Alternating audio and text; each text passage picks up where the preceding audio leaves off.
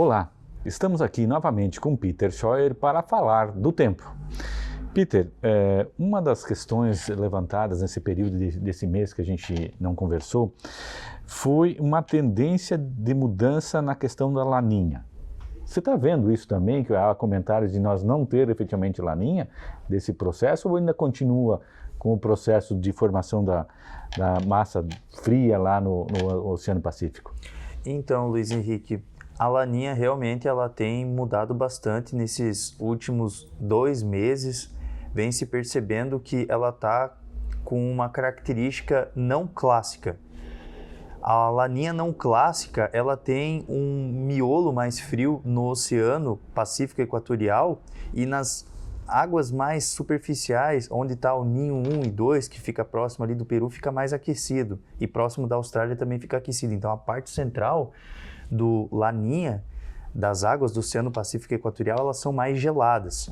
Então, isso faz com que a gente tenha um laninha não clássico. É aquele que não traz estiagem prolongada como vinha se desenhando nas últimas projeções. E isso, de fato, vários institutos no mundo todo viam essa laninha clássica primeiro, mas agora começou a mudar. Começou a ter um padrão de laninha não clássica ou laninha Modoc, que a gente chama. E isso seria então um clima neutro para nós? Como é que você caracterizaria assim, entre laninha, El Niño ou neutro? Onde é que você poderia encaixar essa condição que está vindo aí para frente? Então, a gente está com uma característica de laninha. O laninha ele vai persistir nesses próximos meses, mas o efeito, aquela interação oceano-atmosfera já começa aos poucos a acontecer, mas o que isso favorece aqui para a região sul do Brasil? Quais que são as consequências dessa laninha não clássica? Chuvas irregulares. Chuvas irregulares. A primeira quinzena de julho foi fria, úmida e chuvosa. A segunda quinzena ela é caracterizada pelo tempo mais seco e aquecido. E provavelmente que agosto e setembro a chuva ela é irregular, ou seja, tu pode ter ali uma semana com chuva intensa, que pode trazer volumes próximos ou até acima da média, e depois ter 10 dias de sol e tempo seco. Então são chuvas irregulares que a gente vai ter tanto em agosto e setembro. Outubro já está indicando uma anomalia positiva de chuvas, um outubro mais chuvoso. E daí lá para novembro começa a secar e dezembro, janeiro fica mais seco, com um possível bloqueio, que é o que a gente vem acompanhando, pelo menos nas últimas projeções. Tá, então a gente podemos caracterizar que a gente está tendo uma mudança efetiva naquilo que a gente vinha falando. Resumidamente é isso, correto? Isso. A gente vinha apontando que, teoricamente falando, da precipitação não vai mudar muita coisa, porque setembro e agosto... agosto e setembro eram meses que já estavam indicando já uma pequena anomalia de chuvas mais positivas, mas essa anomalia está aumentando. Então, provavelmente que agosto e setembro a gente vai ter chuva irregular, mas provavelmente que vai completar a média mensal. E quanto à questão de frio, por conta dessa laninha, que ela possibilita esses episódios, tanto é que a gente já está tendo mais frio que o ano passado. Provavelmente que a gente vai continuar tendo temperaturas próximas ou abaixo da média climatológica. Então, mesmo que a gente tenha essa alternância entre frio e calor, ou seja, frio na primeira quinzena com chuva, seco e quente na segunda, a gente vai ter outros períodos de frio que podem vir com a entrada de massas de ar polar. E falando nisso aí, qual é a próxima onda daquela de frio, de geada efetiva que a gente tem aí, Peter? Qual é a tua projeção? Então, eu acredito que mais uma, no máximo 2. Isso não mudou nada. Tem mais uma massa de ar polar prevista agora para agosto, e no mais tardar ali no final de agosto para setembro pode ter outra, que pode estar trazendo alguma geada tardia. Mas isso pegando só o início ali de setembro. Mas agosto, provavelmente que mais uma geada ampla possa acontecer. Principalmente ali do dia 10 para frente, já tem mudanças, já tem entrada de frente fria.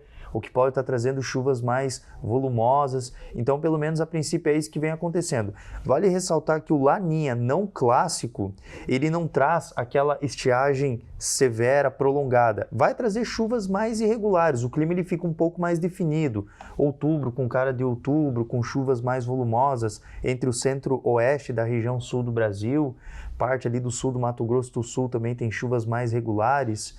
E setembro também com aquela característica assim de primavera. Os episódios de tempo severo em setembro para outubro provavelmente vão acontecer, principalmente no oeste.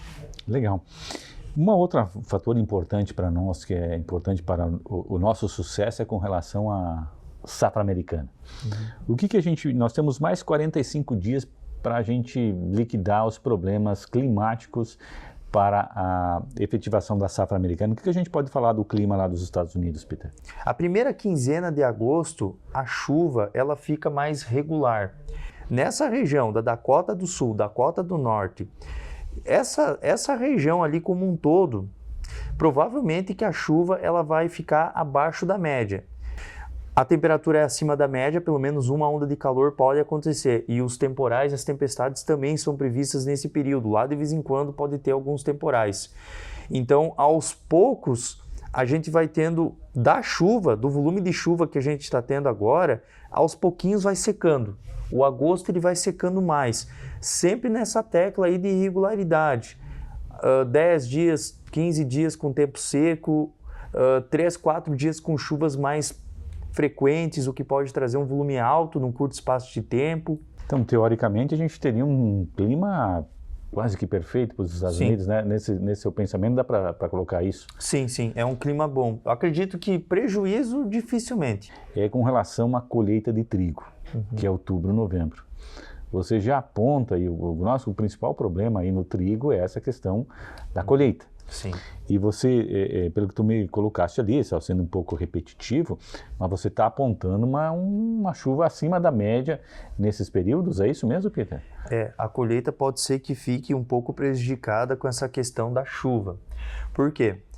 Outubro, ele é um mês que, quando a gente tem esse Laninha não clássico, ou Laninha Modoc no caso, mas principalmente essa questão de você ter a água, a língua da água mais fria no Pacífico Equatorial ficar no centro, isso indica que as chuvas elas vão continuar regulares.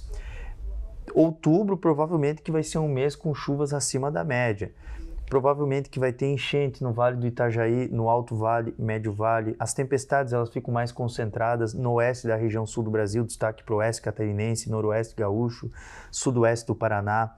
E eu acredito assim que na metade ali de novembro já começa a secar de novo. E aí depois vai transitando para um dezembro, um janeiro, fevereiro mais seco.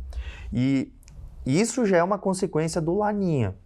Essa condição de chuva irregular. Um mês você ter, 2 meses você ter uma chuva boa, num espaço de tempo curto, e depois assim um período assim com chuvas mais isoladas, mais irregulares.